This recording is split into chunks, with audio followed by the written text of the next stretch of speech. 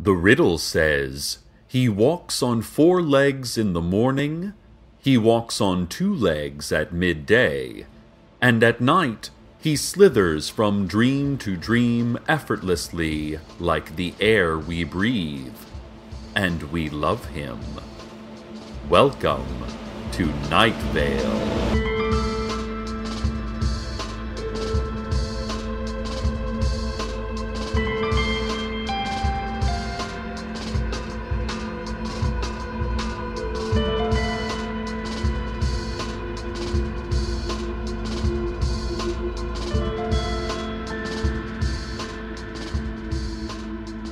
In response to our town's steadily declining tourism industry, the Night Vale Tourism Board addressed our town's complete lack of appealing destinations, like uncensored art museums, hotels with door locks, and snake-free restaurants. NVTB Executive Director Madeline LaFleur said some travelers think they need to see things like monuments, or the majesty of nature, or spectacular musicals, or eat regional/cultural foods in order to have a good time on vacation. But they don't. You don't need attractions to have a good time, she added. Just use your imagination.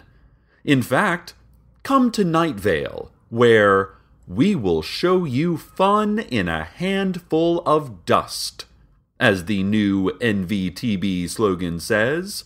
LaFleur then became transfixed by the midday sun. "There it is again," she whispered to a confused crowd. "It's beautiful, so beautiful. Why do you think it keeps circling back like that?" Good news, listeners. The telephone service has finally fixed the telephone booth behind the Taco Bell. The telephone that was always ringing and never had a dial tone. You know the one. When you picked it up, it clicked and hissed, and sometimes played notes that seemed to come from a music box. You did not recognize the tune, but it was familiar, as if from another time and place. Since no one uses telephone booths anymore, I'm not entirely sure why they did this, but the telephone booth is working. The telephone service dispatched a crew of men who would not be missed. They wore wooden suits, climbed up the nearby pole, and clattered around like so many bamboo wind chimes filled with hamburger. After several hours, they climbed down, furtively smoking cigarettes, and departed in their unmarked black van, removing the out-of-order sign from the booth shortly before leaving. Some say they've seen strangers of varying heights and aura magnitudes speaking into the telephone in a hushed tone, in words that might have been Russian, staring at the horizon with cold determination. And as the strangers all departed quickly, all in separate pedicabs, witnesses reported a detached human hand crawling up the inside of the booth. Was this lone visitor to the phone booth the young Megan Wallaby? Megan was born as a detached hand of an adult man, so it seems like this was probably she who slowly but desperately picked up the telephone as the sun began to set. We may never know for certain, but at least we know the telephone you'll never bother to use is working again. Speaking of telecommunication, listeners, I've been receiving some odd text messages. My phone claims they are from former intern Dana, who was trapped in the Forbidden Dog Park several months ago and is now traversing an unknown plane of space and/or time. Here are some recent texts from her. Found a mountain. Mountains not real? Huh. Log those. Dang it, lighthouse. Sorry, stupid autocorrect. There's a lighthouse up on the mountain, and atop the lighthouse a blinking red light. And then no more texts. And it's been several days. I tried texting back, but my touchscreen just displayed a photograph of my face that began to slowly rot, the eyes deepening until they were sunken holes, long white hair growing rapidly, insects crawling from my slackened, decayed maw, and then the words, "undelivered text" in all caps below it. I decided maybe this conversation was one not meant to be. More good news, listeners. A submarine has arrived from Nulgorsk, a tiny fishing village in Russia. Nulgorsk was a longtime sister city of Night Vale. We shared pen pal letters and gifts for many years. But beginning in 1983, Nulgorsk stopped changing the dates on their letters. By 1997, it became apparent that Nulgorsk would never stop existing in 1983. And without being able to openly discuss the complexities of Michael Jackson's career arc, Night Vale stopped corresponding. So, for this single reason, and no other, the arrival of a Nulgorskian submarine in our desert was unexpected. The Night Vale PTA and the management of the local Pinkberry released a joint statement, saying the arrival of the submarine from Nulgorsk may represent a renewal of long-ago international hostilities, caused by simple misunderstandings over how to use a calendar properly. Seeking to allay these concerns, the Sheriff's Secret Police's genderless spokesbeing, with the smoothly beautiful features, explained in that voice that calms animals. Decades ago, when you were a child and lived beside the sea, you would go down in the afternoon and stand in the water, warm as blood, and pluck clams from between the rocks. Your grandfather would cook them over his stove until they opened, and you would listen to the radio together. The ships would come in the afternoon, piled high with cod and herring, surrounded by seagulls, carrying tales of adventure and peril in the sloshing boots of every fisherman. Some things don't come back, the spokesbeing continued. They can only travel in one direction, like mountains travel through the centuries. Yes, mountains. You were with Grandfather when the voice on the radio rose in alarm. Grandfather stood up. There was fear upon the monument of his face. This was not supposed to happen. Not here. Do you remember the light, so bright you could see it through the wall? Then nothing. Then dark. And a ringing telephone. But we are here, and now, and this is not there, and then, concluded the sheriff's spokesbeing. The spokesbeing responded to follow-up questions by cocking their head and slowly blinking their milk glass eyes, like an animal watching an insect crawl across the floor. Further inquiries were directed to the jade statue of a cat who hums almost inaudibly in the Sheriff's Secret Police's secret garden.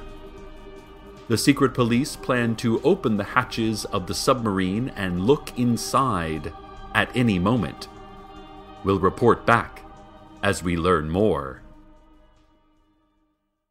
Listeners, many of you know I have a bit of a delicate relationship with our new station management, and recent events have caused some concern for many of you.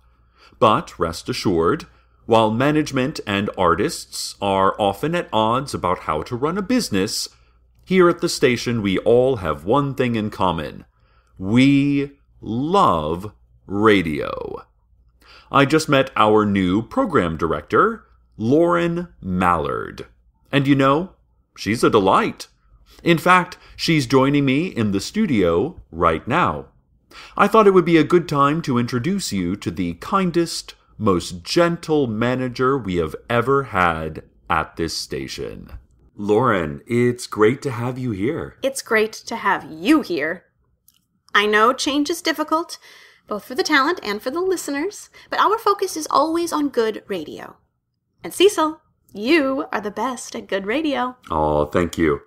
Listeners, please know that I really do think things are looking up. I'm really excited about the new direction we're under with Lauren. Well, I can't wait to be more involved. And I just love your show. I've loved every moment of it. I love your informative reports. I love your beautiful voice. I love the way you talk about the town. You clearly love your city, Cecil. It shows in your work. I even love your scientist boyfriend. What's his name again? With his perfect hair and teeth like a military cemetery. He's always looking into the scientific mysteries of Night Vale. He even broke the story, as you reporters might say, about the trans-dimensional oranges our farmers had developed. Well, that sure was a good thing he was looking into our oranges, or we could have harmed a lot of people on our way to making a ton of money. So very much money. What's a few lives? So much money! He's a good scientist you have there. What's his name again? Carlos? Right. That's right. Carlos. Okay. Good talking to you. Gotta go. Bye. Oh, okay. Well, thank you, Lauren. Goodbye. And now a public service announcement from the Night Vale Marine Biologists Association. The ocean is full of things that would like to kill you, and other things that would ignore or not understand you, and then eventually kill you, because they do not have the same understanding or valuation of life and death as humans. There are still other things that you would probably kill simply because you think they are beautiful, and you want to possess beautiful things because you believe that beauty and sentience are mutually exclusive. Never go to the ocean. It is a confounding place. It is full of death and strife and terror. We're marine biologists, and we won't even go to an ocean, so you know it's bad, the PSA reads. Maybe just take a nap and think about clouds until they find your body. This has been a message from the Marine Biologists Association. The Sheriff's secret police have opened the hatch of the submarine from Nulgorsk. Onlookers describe a curious crack of pressure, as if peeling back the pop-top of a can of old soda, and a smell of something regurgitated. Wisps of steam were observed to rise from the open submarine. The Sheriff's secret police drew their daggers, and a junior secret detective was encouraged to volunteer to be the first to explore the vessel. There was silence as she climbed through the hatch. Gentle listeners, the screaming began almost immediately. It was described as a sort of high-pitched shriek that deepened moment by moment until it was only an agonized moan, then rising back up in pitch again, then falling. Onlookers remarked that they had never quite heard a scream like that before, not even that time in the barn. The junior secret detective reappeared after those few harrowing moments. But she was not the woman who went inside the submarine. Her hair was long and gray, and her limbs were withered with age. She tumbled out of the hatch and was taken off to the hospital where she is listed in ancient condition, though expected to fully recover.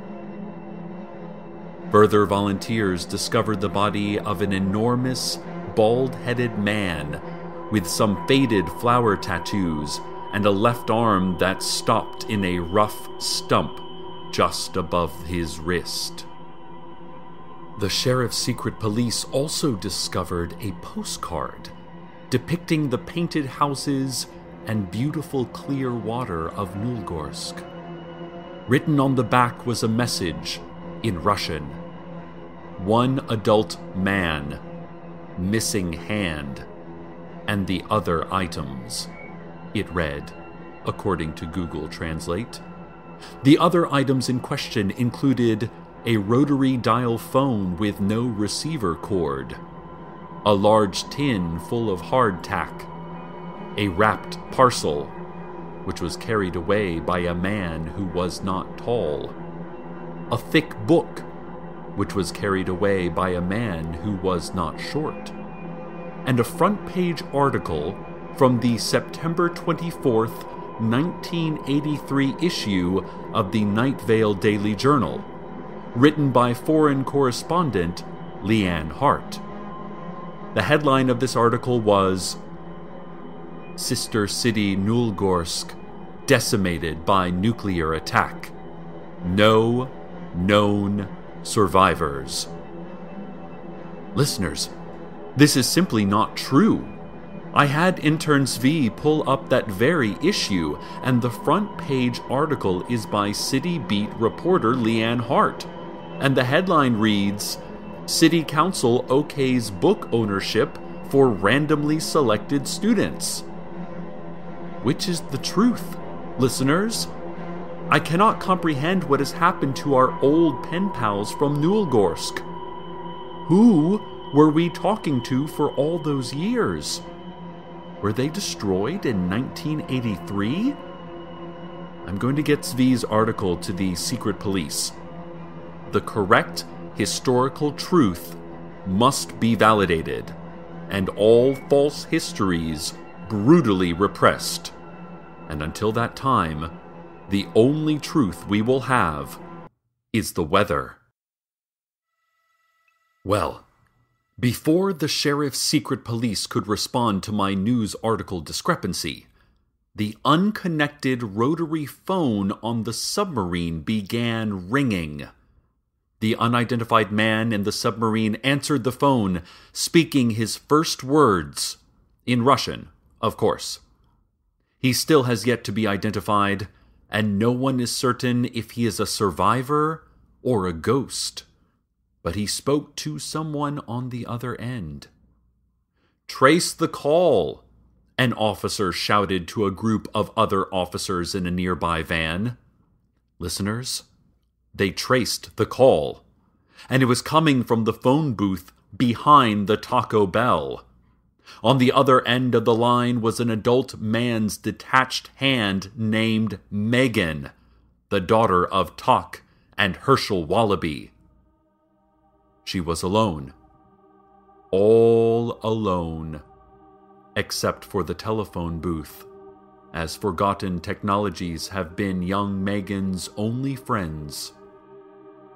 This broke the heart of the sheriff's secret police. This broke the heart of the two men who had skulked away from the submarine. This broke the heart of the unidentified man from Nulgorsk. And from this moment came wonderful news, listeners. The unidentified man told the secret police in stiff but practiced English, "I am a gift from Nulgorsk, in appreciation of Night Vale's many years of friendship and kindness.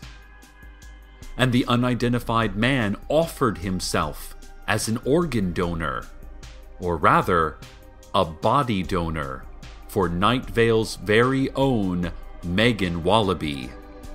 The young girl, born with congenital hand-bodiness, was rushed from the telephone booth behind the Taco Bell. The unidentified man has been rushed from the submarine in the sand wastes. Megan has been surgically attached to the wrist stump of the unidentified man. Or rather, the unidentified man has been surgically attached to the single-hand body of Megan Wallaby. Megan's surgeons have declared the operation a quick and complete success. After emerging from recovery, Megan even rose from her bed, her face dour, and took a few toneless steps, like a man balancing the weight of a wet overcoat on a failing hanger, before collapsing onto the floor of her hospital room while nurses screamed and called for help. Megan has a long road of therapy ahead of her, learning how to everything. But we believe in her, don't we, Night Vale? That little girl is going to enjoy the childhood she feels she has missed out on. We won't mind if she smashes through a few walls or crushes a few rib cages in hugs. If this is what she wants, we will support her, because she is beautiful. And the unidentified man from Newelgorsk? Sadly, we will never see him again, nor may we ever learn why his truth was so different from our own. But Megan's truth is, she is finally happy. Happy in the body she was born without. Maybe one day we will see her, 6'10" and bald, shambling down the street. We will say, "Hello, Megan," and maybe, with enough hard work, she will be able to answer back in the sing-song voice of a child, "Hello, Cecil," as she jauntily waves the hand that used to be her entire body. Yes, Night Vale, that sounds just about right.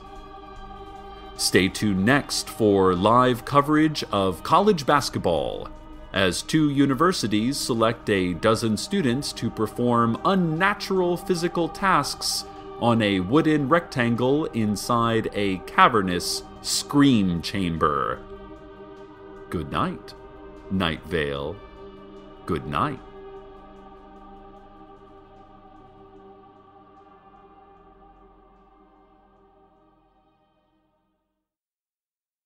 Welcome to Night Vale is a production of Commonplace Books. It is written by Joseph Fink and Jeffrey Craner and produced by Joseph Fink. This episode was co-written with Zach Parsons. His books can be found anywhere you find books that you immediately buy, shouting, "I can't wait to read this!" The voice of Night Vale is Cecil Baldwin. The voice of Lauren Mallard was Lauren Sharp. Original music by Disparition. All of it can be found at disparition.info or at disparition.bandcamp.com. This episode's weather was Offering by Black City Lights. Find out more at blackcitylights.bandcamp.com. Comments? Questions? Email us at nightvale@commonplacebooks.com or follow us on Twitter at Night Vale Radio. Check out welcometonightvale.com for more information on this show, as well as all sorts of cool Night Vale stuff you can own. And while you're there, consider clicking the donate link. That'd be cool of you. Today's proverb: you can't get blood from a turnip. Listen, you need some blood? I can totally get you some blood. Set that turnip down and follow me to the blood. There's a lot of blood.